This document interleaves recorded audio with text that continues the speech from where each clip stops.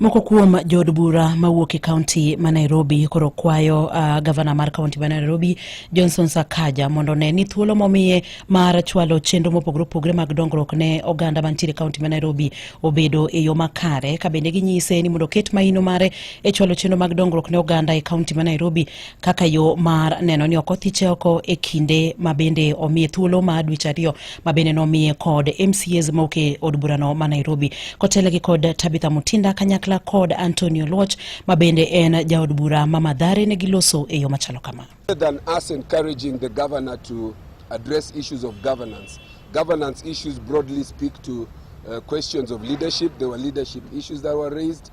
There were issues of administrative questions that would include issues to do with whether there is graft or no graft. Dialogue is always a leadership role. We encourage it so that everyone gets a win-win.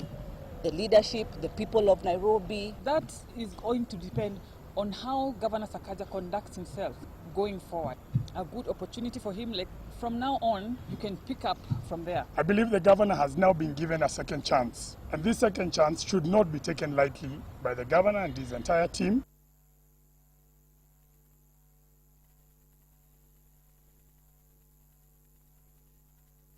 Imedo winjo matuch e kor gwenge gi Roda Odhiambo.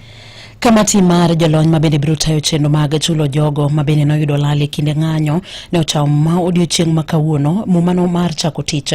Kamati no ochuogi kod jatend piny Migosi William Ruto mondo migi rang kaka inyalo chul familia mabende nowito jogi kod mago mabende nodong' kod hinyruok e kinde ng'anyo ma kamago. Kamati no ibiro taa kod Ngire Makau Mutua mabende en jang'ad rieko ne jatend piny e weche mag katiba ka okonyre kod jatend riwruok mar okinde Manuel SK Faith Odhiambo kanyakla kod jokanyo mamoko e kamati no.